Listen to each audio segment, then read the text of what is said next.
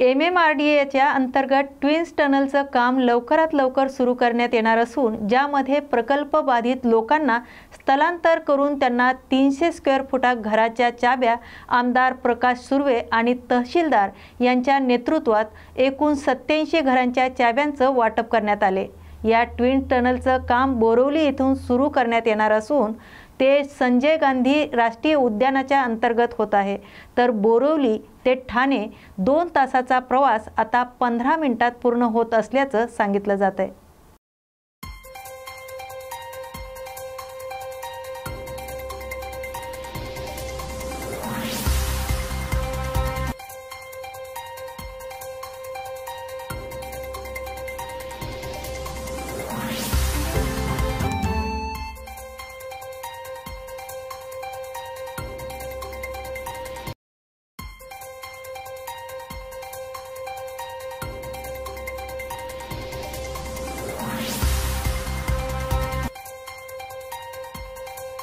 दुसऱ्यातून आला नाही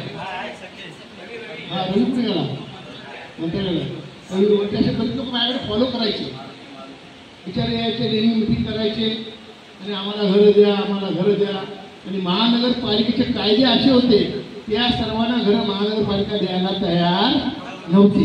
2-3 वेळा बऱ्याच जणांनी प्रयत्न केले, मला कुणाचं नाव नाही घ्यायचं, एखाद्यातून गेट काढायचा होता बँकेसाठी, बरोबर आहे ना, मला नाव नाही कुणाचं घ्यायचं, त्यांनी पण प्रयत्न केले, हे सर्व झोपडपट्टी हटली पाहिजे, म्हणजे घाण होते अशी त्यांना वाटत होती। तर तेव्हा मी आमदार नव्हतो तरी पण मंत्र्यांना सांगून ती झोपडपट्टी तिथे आपण हटवून दिली। आता सुद्धा हा व्हायटल प्रोजेक्ट आहे, हा केंद्र शासन आणि महाराष्ट्र शासनाचा प्रमुख प्रोजेक्ट आहे, कारण इथून संपूर्ण एरियाची जोडणी ठाण्याला होणार आहे 10 मिनिटात। आज ठाण्याला जायला 2 तास लागतात घोडबंदर मार्गे। आणि जे सगळ्यांना कल्पना आहे की तुमचे जे हे आहेत घरं आहेत ती सगळी फुटपाथवरती वगैरे होती। खरं तर ही घरं ह्याच्यामध्ये कायद्यामध्ये बसतात नाही बसतात त्याचा कुठलाही विचार करू नका, परंतु आमच्या सगळ्या बांधवांना इथंच शिफ्ट करा आणि त्यांना तात्पुरतं सुद्धा पुनर्वसन द्या, अशी दादांनी पहिल्यापासून दादांची मागणी होती। म्हणजे आम्ही पाहिलं की गेले 6 महिने वर्षभर दादा इतका फॉलोअप करत होतो, लोकांचं व्यवस्थित पुनर्वसन करावी लागेल, त्याच्यानंतरच तुम्ही चाव्या वाटपाचं काम करा।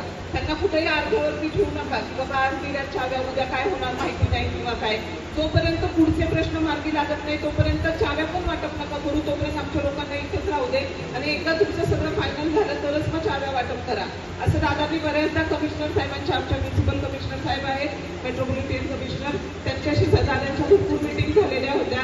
आणि त्याच्यानुसार आता तुम्हाला सगळ्यांना कल्पना आहे की तुमचे जे हे आहेत घरं आहेत ती सगळी फुटपाथवरती वगैरे होती। खरं तर ही घरं ह्याच्यामध्ये कायद्यामध्ये बसतात नाही बसतात त्याचा कुठलाही विचार करू नका, परंतु आमच्या सगळ्या बांधवांना इथंच शिफ्ट करा आणि त्यांना तात्पुरतं सुद्धा पुनर्वसन द्या, अशी दादांनी पहिल्यापासून दादांची मागणी होती। म्हणजे आम्ही पाहिलं की गेले 6 महिने वर्षभर दादा इतका फॉलोअप करत होते या गोष्टीचा की बाबा ह्या सगळ्या लोकांचं व्यवस्थित पुनर्वसन करा, म्हणजे जेव्हा सगळ्यांचा प्रश्न मार्गी लागेल त्याच्यानंतरच तुम्ही चाव्या वाटपाचं काम करा, त्यांना कुठेही अर्ध्यावरती ठेवू नका की बाबा आज दिल्या चाव्या उद्या काय होणार माहिती। खूप आनंदाचा दिवस आहे की बोरिवली टू ठाणे, मागाठाणे टू ठाणे या टनलचं काम आता सुरू होणार आहे। ठाण्यामध्ये काम ते सुरू झालं होतं ना, आमच्या इथे थोडंसं काही तिथे जे झोपडेधारक होते 582 ते त्याच्यामध्ये बाधित होत होते आणि त्यांना सुद्धा घरं इथेच मिळावी अशी माझी विनंती माननीय मुख्यमंत्री आणि उपमुख्यमंत्री एकनाथ शिंदे साहेबांना होती। त्यांनी ते मान्य करून त्यांना इथेच घरं दिली जाणार आहेत। तात्पुरत्या स्वरूपावर त्यांना 305ची शिवशाही प्रकल्पामध्ये आज 87 लोकांना आज चावी वाटपाचा कार्यक्रम ठेवलेला आहे। म्हणजे लोकांना घरं सुद्धा मिळणार, आता त्यांना अलॉटमेंट लेटर दिलेलं आहे, हमी पत्र दिलेलं आहे आणि त्यांना चाव्या सुद्धा दिलेल्या आहेत, लोकांनी जाऊन घरं सुद्धा बघून आलेली आहेत आणि त्यांना आता तिथे ती घरं दिली जाणार। त्यांनी त्यांचं घर खाली कोणती जाऊन राहावं आणि आता हे कामाला गती सुद्धा स्पीडली गती भेटणार आहे आणि बोरिवली मागाठाणे ते ठाणे हा टनल प्रोजेक्ट 10 मिनिटात आपण ठाण्याला इथून पोहोचणार आहोत। याबद्दल हा प्रोजेक्ट आता सुरू होईल, याबद्दल आम्हाला खूप आनंद आहे।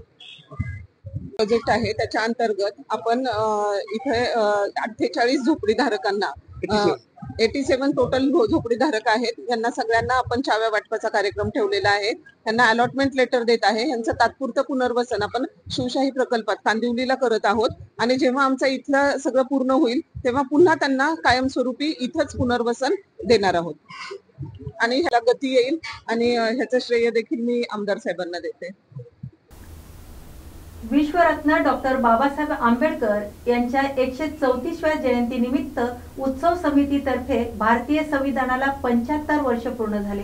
या निमित्ताने बुलढाणा शहरातील बहुतांश शाळेमधील 1500हून अधिक विद्यार्थी संविधानावर आधारित सामूहिक प्रश्न मंजुषेच्या स्पर्धेत सहभागी झाले होते. प्रथमच अशा मंजुषेचं आयोजन शहरात करण्यात आलं होतं. संविधानाची मूल्य या संविधानाबाबतीत जागृती निर्माण व्हावी या उद्देशाने समितीच्या उपक्रमाला विद्यार्थ्यांनी मोठ्या प्रमाणात सहभाग नोंदवला होता.